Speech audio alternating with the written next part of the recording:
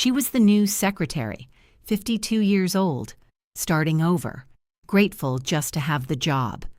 On her second day, she was sent to her boss's office to drop off a folder. He wasn't there, but something on his desk was a photograph, 30 years old, of her. Not a coincidence, not a mistake.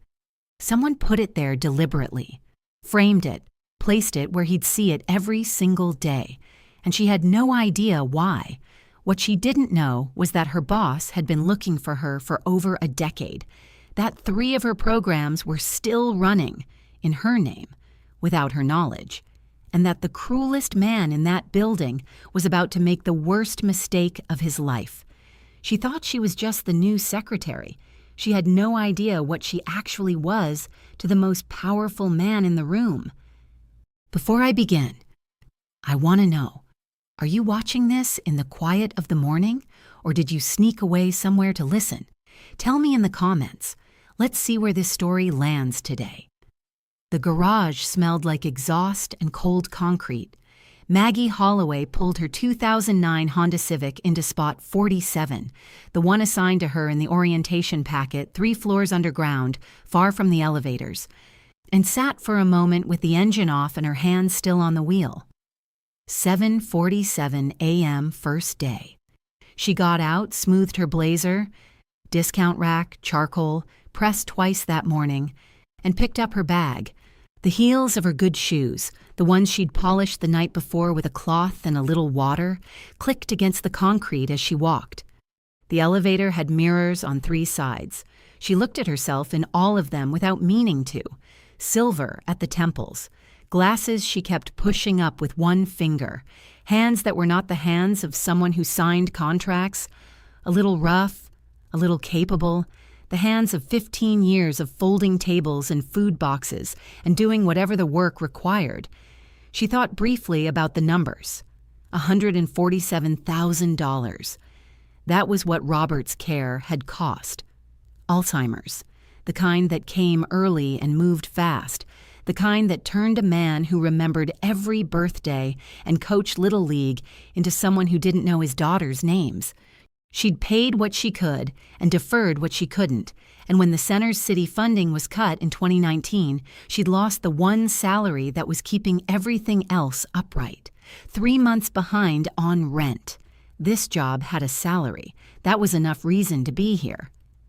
The elevator opened onto the lobby of Callaway and Reed Financial Group, and Maggie stepped out onto marble floors and walked toward the reception desk on shoes worn thin at the heel. HR was a woman named Patricia, who was warm without being familiar and who talked for 45 minutes about scheduling software and the firm's quarterly compliance cycles. Maggie listened carefully and took notes on a yellow legal pad and did not mention that she had run a 14-staff organization for 15 years.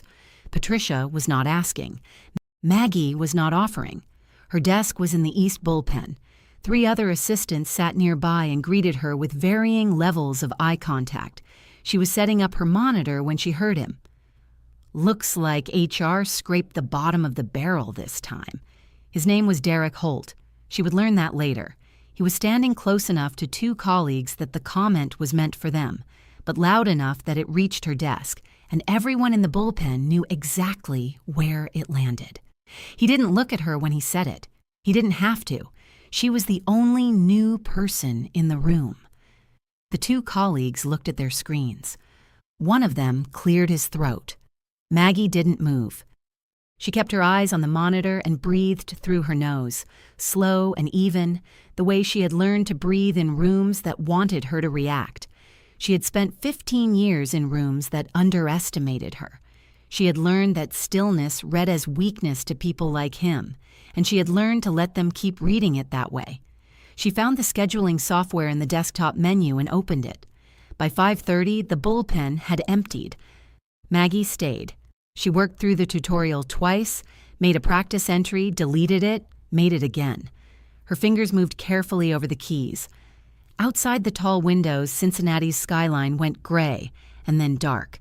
She was not afraid of starting over. She had started over before. She turned off her monitor at 6:15, pulled on her coat, and walked to the elevator alone. In the mirrored walls, she watched herself stand straight. She had not let him see her flinch. That would have to be enough for today. On her second morning, Maggie arrived at 7:30 and found a sticky note on her keyboard. Compliance folder, floor 14, Mr. Calloway's office. She'd been told the founder rarely came in before 9. She picked up the folder and took the elevator up. The 14th floor was quieter than the others, carpeted, the kind of quiet that costs money. She knocked on the office door. Nothing. She knocked again, waited, and then, because the instructions said deliver, and there was a small placard beside the door that read, "Leave materials with front credenza," she pushed the door open and stepped inside. It was a spare room for a man who ran $2.3 billion. No clutter, no photographs on the desk itself. One long window that looked out over the river. A bookshelf, real books, not decorative ones. And on the credenza behind the desk, an arrangement of photographs in simple frames, maybe a dozen, ordered but not stiff, like a man who had chosen each one carefully and placed them where he'd see them without having to look for them. She crossed to the credenza, she set the folder down, and then she stopped. The photograph was smaller than the others. Black and white, slightly grainy, enlarged from something that was never meant to be enlarged, a church picnic, a folding table, plastic plates and a cooler, and a banner above that was almost readable. And kneeling beside the table, handing a plate of food to a small boy with enormous dark eyes and a gap-toothed smile, was her. 30 years younger, but unmistakably her. The same broad face, the same set to her shoulders. The summer of 1992. She stood very still. She remembered that summer the way she remembered most of those early years, not as individual days, but as a continuous feeling. Heat and music from someone's radio, and children everywhere, more children than there were ever resources for.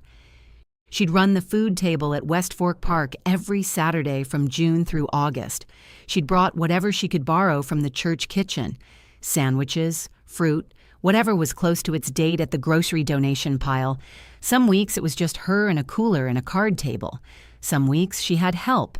She didn't remember the boy. There had been hundreds of boys, gap-toothed, dark-eyed. She'd handed food to all of them and asked their names and forgotten because there were always more. There was always a line. There was always someone else who needed something. She looked at herself in the photograph for a long time, at her younger hands, at the easy way she was kneeling like it cost her nothing because back then it hadn't. She didn't touch the frame. She picked up the compliance folder, set it square in the center of the credenza, and walked back to the door, into the hallway, to the elevator. She pressed the button and stood waiting and kept her face very still. She didn't tell anyone, not that day, not the next, but she began to pay attention in a way she hadn't before. By the end of her first full week, Maggie had learned the rhythms of the office the way she'd learned every institution she'd ever worked inside, by watching what people did when they thought no one was looking, who arrived early, who left late, who talked to whom in the copy room versus who only talked to whom in meetings. She had also, quietly, learned Nathaniel Calloway's calendar, not because she was assigned to manage it, she wasn't, but it routed through the executive scheduling system she'd been asked to cross-reference for a project, and her eyes moved the way they always moved, careful and thorough, and she noticed things. The first thing she noticed, every Thursday, 7 a.m., a blocked entry. Thursday walks, no location, no attendees, just the notation, repeated every week, going back as far as the system's records ran. 15 years. She filed that away and kept looking.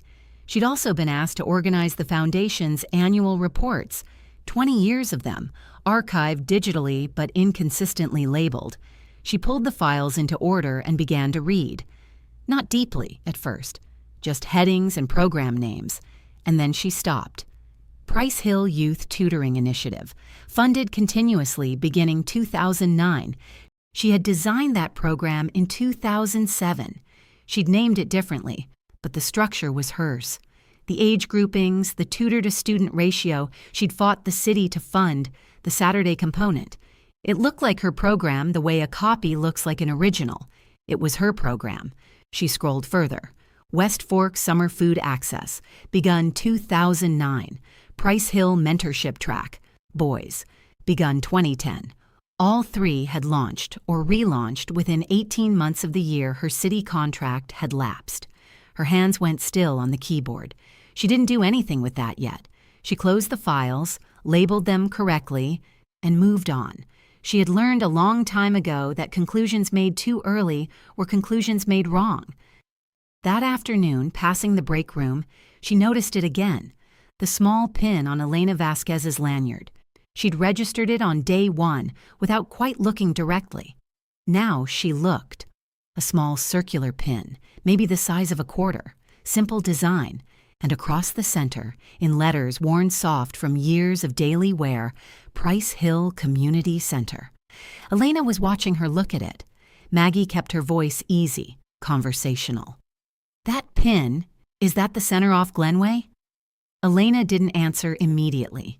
She poured her coffee and set the pot down and then looked at Maggie with an expression that was careful in a way that was itself an answer. "It was," she said. "You know it?" "I ran it," Maggie said, "for 15 years.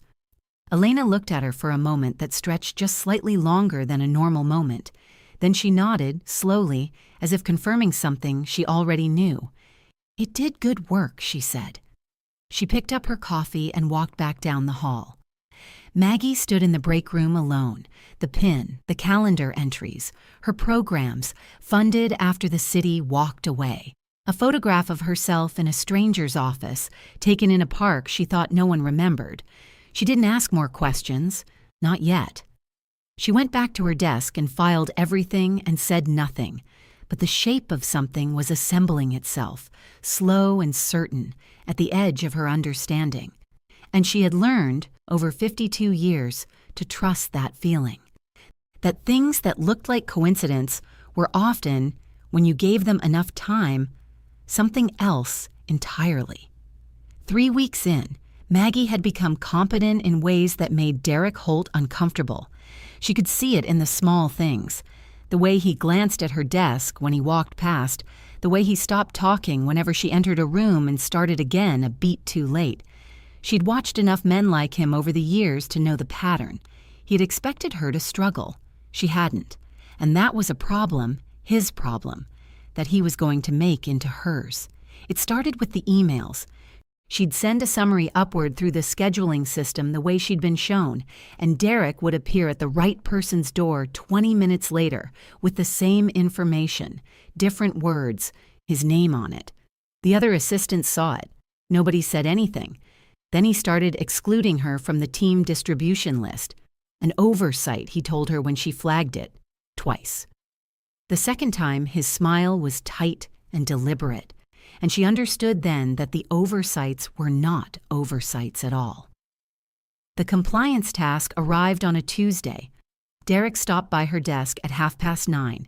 He dropped a folder on the corner, didn't hand it to her, dropped it, and said she'd need to file the Q3 supplemental documents to the Foundation's regulatory archive by end of day.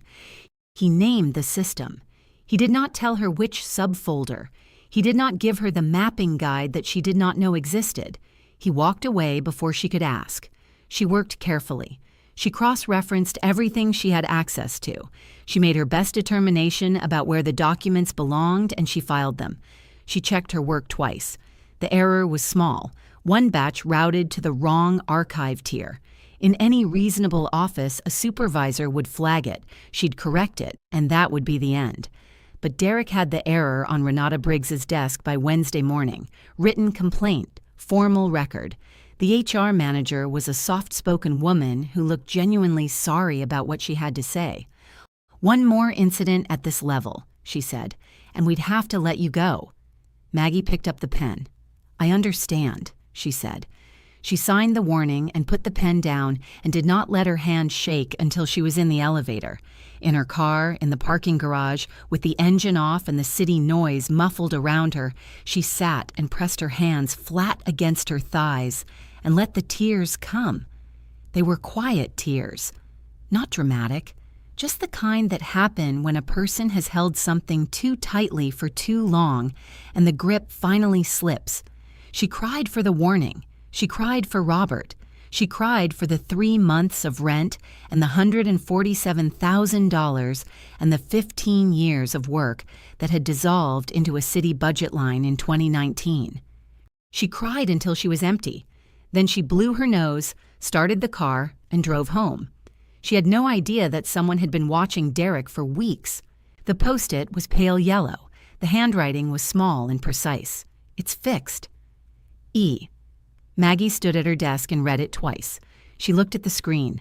The misfiled documents had been moved. Correctly routed, time-stamped from 6:47 that morning, before anyone else had arrived. She looked toward Elena's office down the hall. The door was open. Elena was already at her desk, reading something, and did not look up. An hour later, Elena appeared beside her. "Do you have lunch plans?" It was not a big lunch. A diner 2 blocks away with laminated menus and coffee that arrived without being asked for. Elena ordered soup. Maggie ordered a sandwich she did not entirely taste. Elena listened. That was the thing Maggie noticed first. She didn't talk much, didn't fill silence the way most people did. She asked a question and then waited, actually waited, while Maggie answered it. It had been a long time since anyone had listened to her that way. She talked about the community center. She hadn't meant to. She'd meant to keep it professional, to thank Elena for fixing the document and leave it there. But Elena asked how long she'd worked in nonprofit management, and something in the question opened a door Maggie hadn't realized she'd been standing in front of. She talked about the tutoring program, the Saturday food tables, the year they'd had nothing for the Christmas drive, and she'd called every church in Price Hill, and somehow, between all of them, they'd put together 112 gift bags in 4 days. She talked about the boys she used to walk home when it got late, the ones whose mothers worked 2 jobs and couldn't always be there at 6 o'clock, the ones she'd watch until they turned the corner and the porch light came on. Elena's expression was very still. Not blank. Still. The way a person looks when they are listening so hard they've stopped performing the act of listening. "Did you ever know all their names?" Elena asked. "All the children?" Maggie thought about it. "No," she said. "There were too many. I just knew their faces." Elena nodded, once, slowly. Something moved across her expression that Maggie couldn't quite name. They walked back to the office. At the elevator, Elena said, "You did something real, Maggie. The kind that doesn't disappear." Maggie thanked her and went back to her desk. Elena went to her office and closed the door. She sat for a moment with her hands folded on the desk. Then she picked up her phone and dialed a number she knew from memory. When the call connected, she spoke quietly. "It's her," she said. "I'm certain." The email was not meant for her. It came through the executive scheduling system on a Wednesday morning. A routing error. Someone in the travel coordination office who'd copied the wrong assistant alias. Maggie almost deleted it without reading. Then she saw the address. West Fork Park, Price Hill, Thursday, 7 a.m., recurring. She sat back in her chair. She knew that park. She had spent 3 summers there. 1991, 1992, 1993. With a folding table and a cooler and whatever food she could pull together. She'd run relay races with the children in the open grass and handed out sandwiches and sat on the concrete lip of the water fountain reading to whoever wanted to stay. She hadn't been back since the center closed. She forwarded the scheduling note to the archive, deleted the original, and said nothing. But she pulled the old community center newsletter she'd been assigned to digitize and went looking. West Fork Park appeared in 6 of them. Summer programming 1991 through 1993. Her name in the volunteer list. A photograph in the 1992 newsletter. A group of children. A folding table. A woman kneeling. She looked at the photograph for a long time. It was the same summer, the same park, the same table. That afternoon, she went deeper into the Foundation's public filings, the ones she'd been assigned to organize, the ones she was cleared to access. She wasn't looking for anything. She was just reading carefully, the way she always read.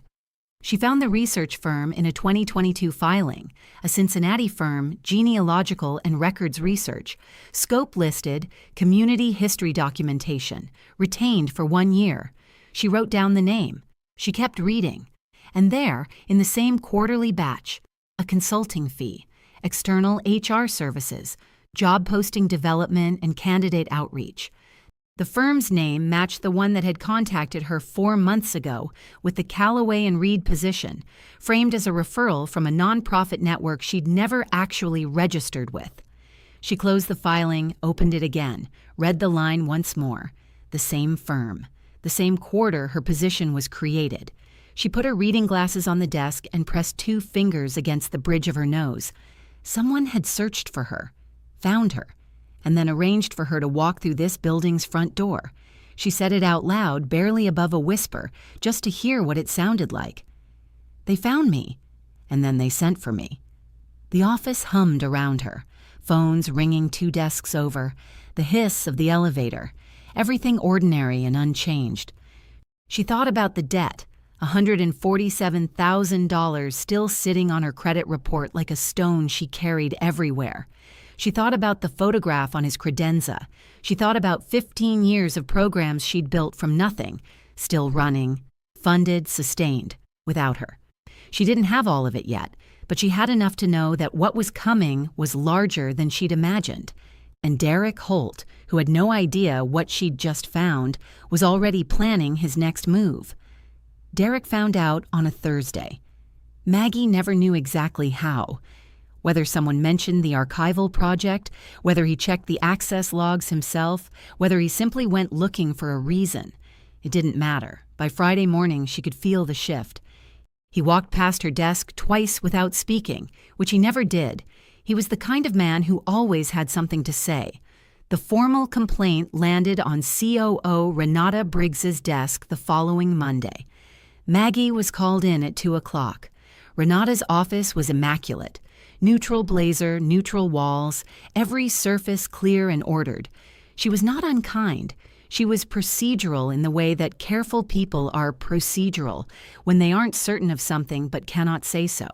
She explained that a complaint had been filed, that Maggie had allegedly accessed files outside her authorized clearance level, that a review was required.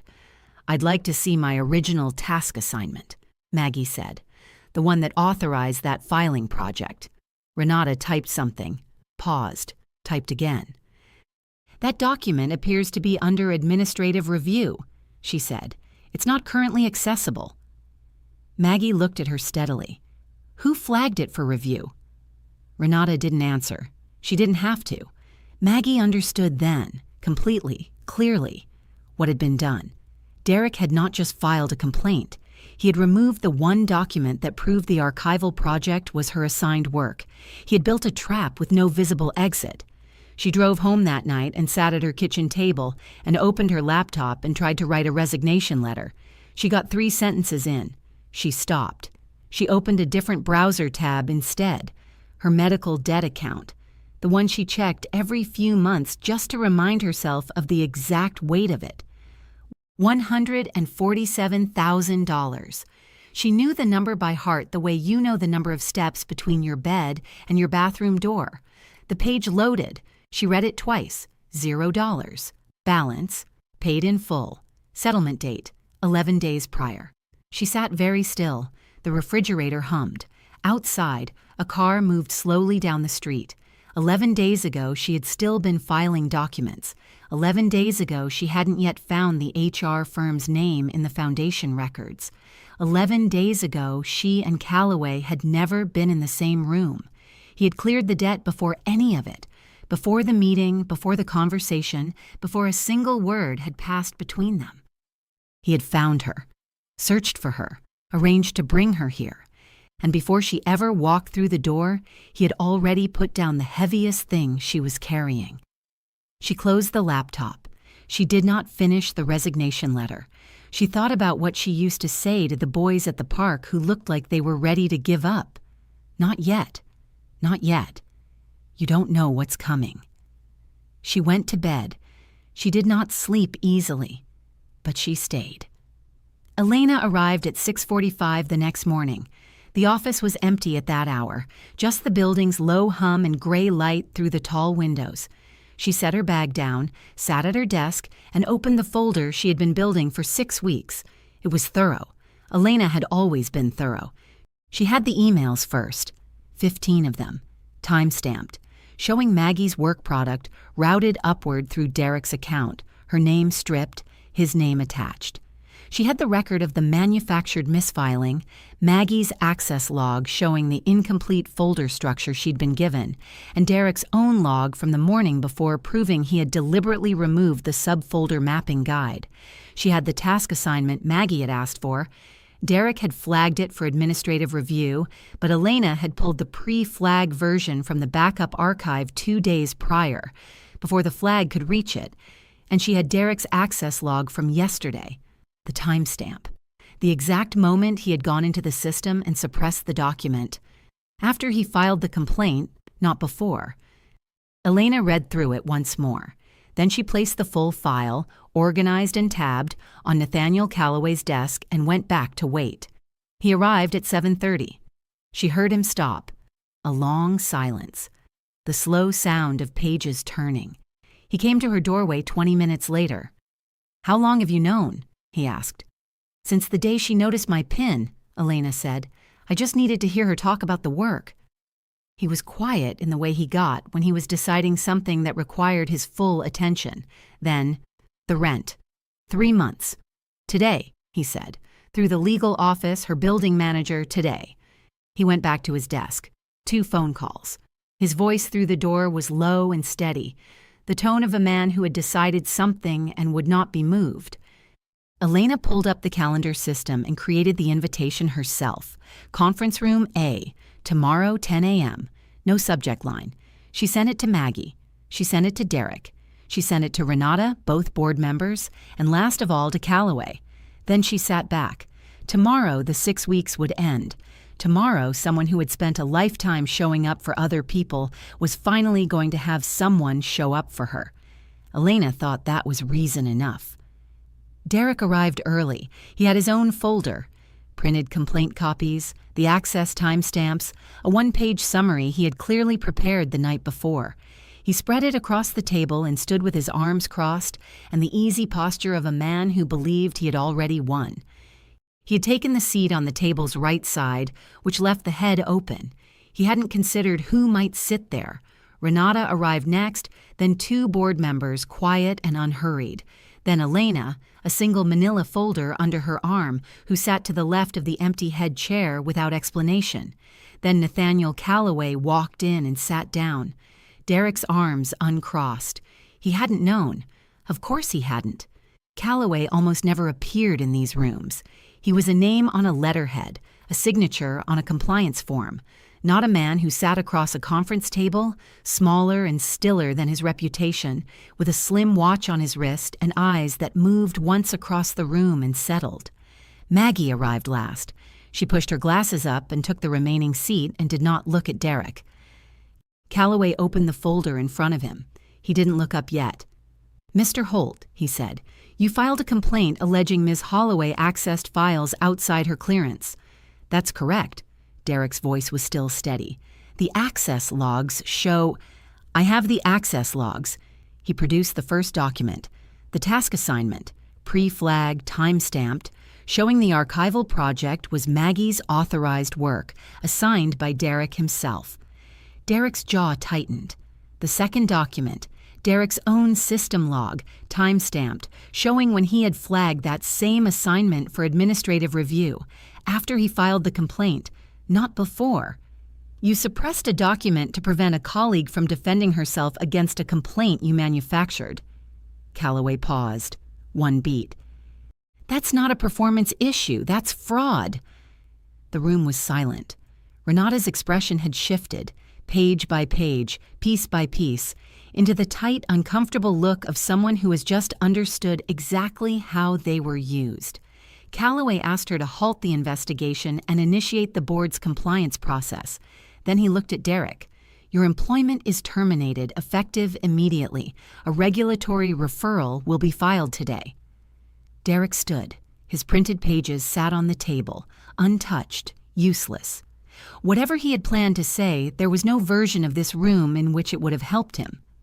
Security walked him out. Renata and the board members followed at Calloway's quiet request. The door closed. 3 people remained: Calloway, Elena, Maggie. Calloway reached into the folder and turned the photograph toward her. "I think," he said quietly, "you should hear how I know your face." He didn't look like a man who ran $2.3 billion. He looked like someone's father, lean, quietly dressed, hands folded on the table with the patience of a man who had been waiting a long time to say something and had finally decided the time had come. The only thing expensive about him was the watch, slim, silver, barely visible at his wrist. And he didn't draw attention to it. He didn't draw attention to anything. He just began. He told her about Price Hill, about growing up in the 60s and 70s in a neighborhood where pride and scarcity lived side by side, where his mother worked 2 jobs and loved him fiercely from a distance, where he spent a lot of summers with too much time and not enough of anything else. He told her about West Fork Park, about being 8, 9, 10 years old and showing up on Saturday mornings because there was a woman there with a folding table and a cooler and food she gave away without making you feel small for needing it.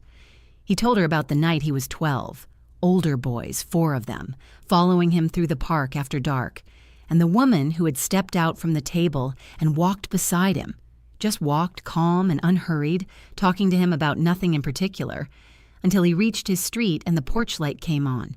She had never raised her voice. She had just shown up. Maggie's hands were very still in her lap. She didn't remember him, specifically. There had been too many boys, too many Saturdays, too many nights she had walked someone home because the alternative was unthinkable. But she remembered that summer. She remembered those boys.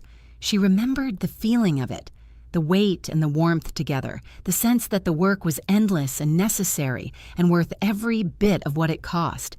Then he said the words, "You told me I was going to build something." His voice was even, careful. "You said it like you already knew." Her breath caught. Because she had said those words. She had said them to every boy who looked like he needed to hear them, said them and meant them every single time. And she had never known which ones were listening, which ones carried it home, which ones held it for 30 years, like a coal that never went cold. He had built something, $2.3 billion worth of something, and every Thursday for 15 years, he had driven back to the park where she used to set up her table just to remember the boy he used to be. He told her about the Thursday walks, the researcher he'd hired in 2022, a genealogical firm, a newsletter photograph, her name confirmed, the HR firm, the job posting, the debt, cleared before the posting went out because he would not bring her into this building still carrying that weight. She looked at the photograph between them, herself kneeling, a gap-toothed boy with enormous dark eyes. She looked up at the man across the table. He pushed an envelope toward her. She didn't touch it right away. The envelope sat between them on the conference table, white, plain, her name typed on the front, and Maggie looked at it the way she looked at things she needed to think about before she moved. Her hands stayed in her lap. The room was quiet. Elena sat to Calloway's left without moving, without speaking, bearing witness the way she had been bearing witness to all of it from the beginning. Maggie looked up. "I'm grateful," she said. "I need you to know that first." Calloway nodded. "And I moved." Her voice was steady, entirely steady, more than I have words for right now. She paused. She looked at the envelope again. "But I'm also angry." She said it plainly, the way she said everything, not as an accusation, as a fact. Not at you. At the 6 weeks, at the written warning, at sitting across from an HR manager and signing a piece of paper that said I had failed at something, while someone in this building had the power to stop it and was waiting. She looked at him directly. I needed to say that before I could accept anything. Calloway didn't move. He didn't deflect or explain or shift in his chair. He simply held her gaze and let the words be what they were. Elena moved to protect you from day one, he said. She couldn't catch everything. The written warning is the thing I most regret about how this went. I won't ask you to set it aside. Something in Maggie's chest loosened, not because he had fixed it. He couldn't fix it. It had already happened. It was already in her file, and the 3 weeks of dread it had cost her could not be returned. But because he hadn't flinched, because he had looked at the thing he'd gotten wrong and named it without excuse, that mattered to her. It mattered more than he probably knew. She reached out and picked up the envelope. Director of Community Investment, $127,000, full benefits. She thought about Darlene, who had been the best tutor she had ever worked with and was currently answering phones somewhere. She thought about Marcus, who had mapped every van route by hand, and Yolanda, who had built the food distribution model on a whiteboard with a marker that was almost out of ink. She thought about Pete, who had stayed late every Tuesday for 3 years with the teenage boys who had nowhere else to be. She thought about what she could build with $1 million budget and the full weight of this foundation behind her. She set the envelope back down. She straightened in her chair. "All right," she said. "Let's talk about what comes next." Elena walked her to the elevator 20 minutes later. In the doorway, Maggie stopped. The tears came then. Quiet, the kind that don't announce themselves, just arrive. She didn't apologize for them. "I wish he'd found me before the warning," she said. Elena allowed herself a small smile. So does he. The elevator closed, and everything changed. 6 months later, Maggie stood at the head of the same conference table. Different posture, different purpose. The discount rack blazer had been replaced, not by anything flashy, just something that fit properly, something she had bought for herself without doing the math twice. She had a presentation on the screen behind her and a room full of board members in front of her, and she was not nervous. She had run meetings in church basements and school gyms and city council chambers. A conference room with good chairs was not going to intimidate her. She talked about Price Hill first. Then the 3 adjacent neighborhoods the initiative would expand into in year 1. She named her staff, Darlene, back as director of the tutoring division, which had a waiting list inside its first month. Marcus, managing logistics across 3 satellite sites with the same quiet competence he'd brought to every van route 6 years ago. Yolanda, whose food access distribution model, the one she'd built on a broken whiteboard in a church basement, was being adapted for scale in ways that were already drawing interest from 2 other cities. And Pete. She paused on Pete's name. "Pete almost didn't come back," she said. "He'd given up. I don't say that as a criticism. The system gave him every reason to." She let that sit for a moment. "He's running the mentorship track for teenage boys. He has a waiting list of 80. The room was quiet in the way rooms get quiet when people are actually listening. The board approved the budget. $1.2 million year 1 for what Maggie had been calling the Price Hill Initiative. Then Nathaniel Calloway, sitting 3 seats down, said he wanted the name changed. "The Holloway-Calloway Initiative," he said, his name first. Maggie opened her mouth. "Don't argue with me about this," he said, and there was the faintest warmth at the edge of it. "It goes on the letterhead." She pressed her lips together. Later, when someone asked about the name, she told them straight, "He wanted his name on it. I wanted the community's name on it. We compromised." Light laughter. She let it land and moved on.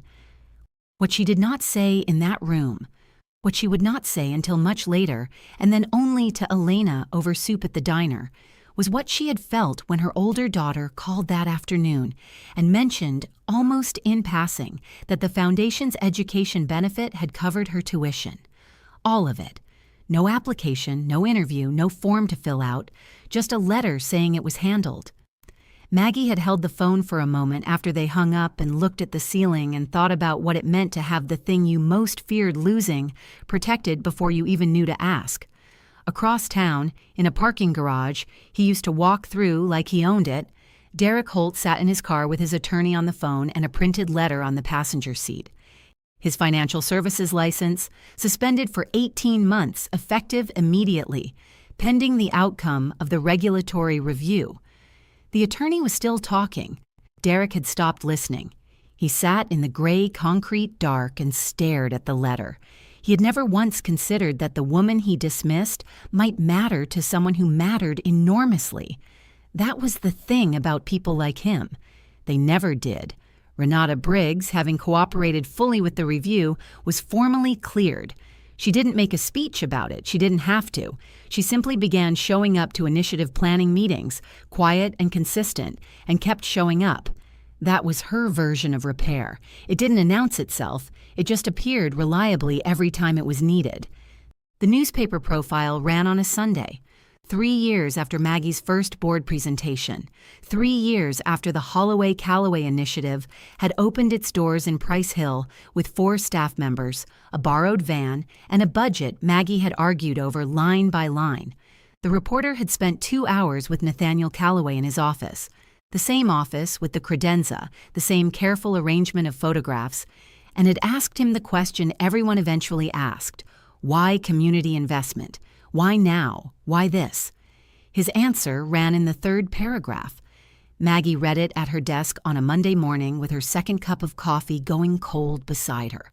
She read it once and then laughed, a real laugh, the kind that surprised her, because the phrasing was so exactly him, so precise and so plain and so utterly unwilling to be more than what it was. "I'm not a philanthropist," Calloway had told the reporter. "I'm just a kid who got a sandwich when he needed one. Maggie Holloway is the philanthropist. I just finally had enough money to pay her back." She set the paper down. She was quiet for a moment. A long moment.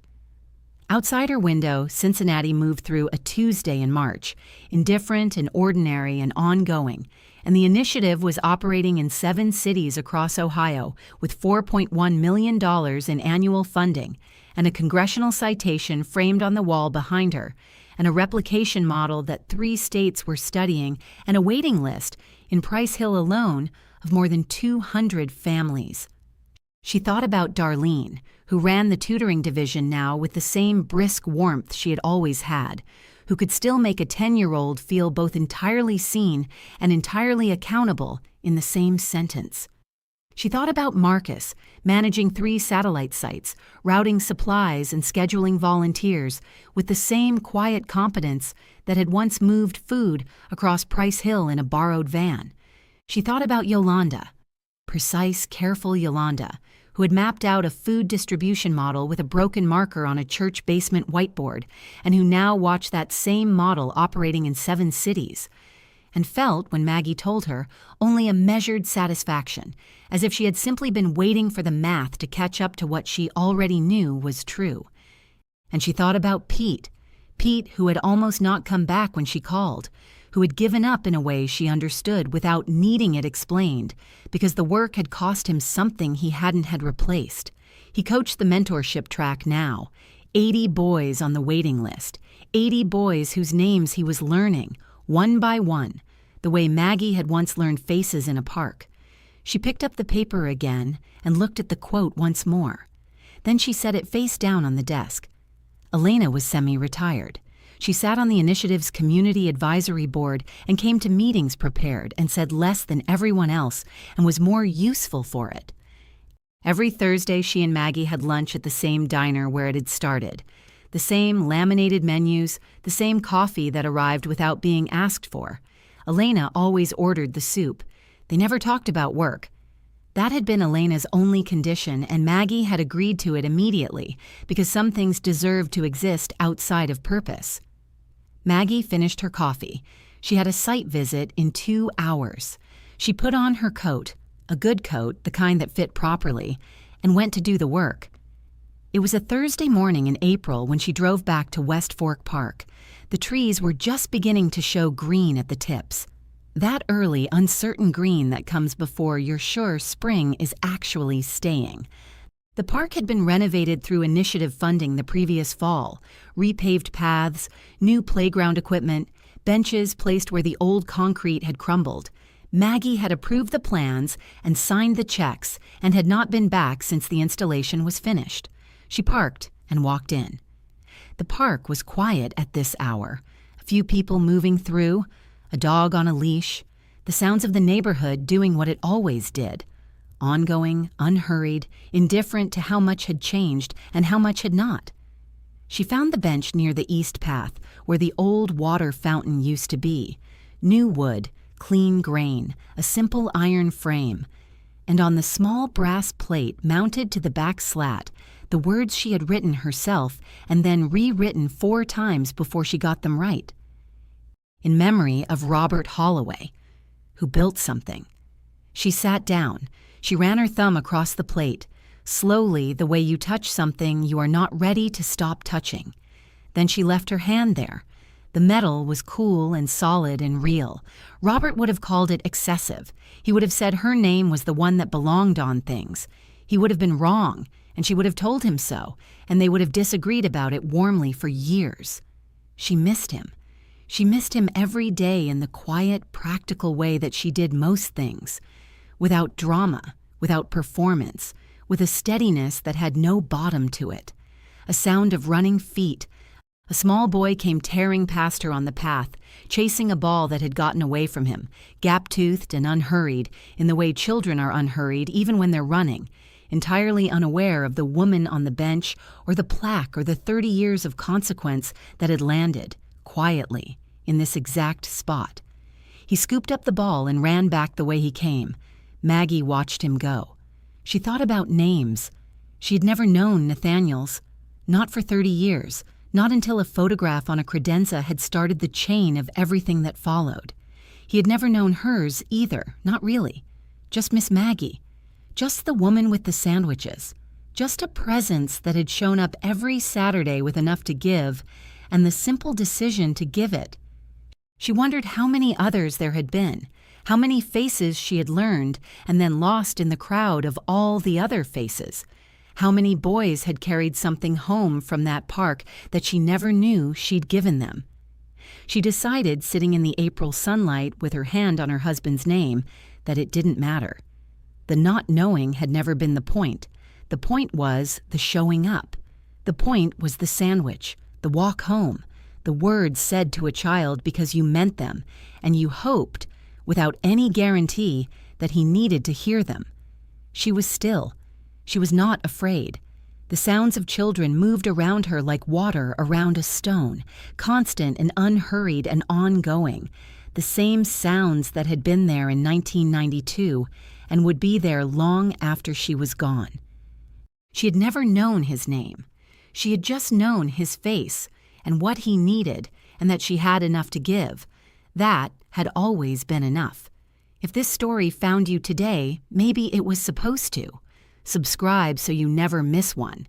And tell us in the comments, has a small act of kindness ever found its way back to you? We read every single one.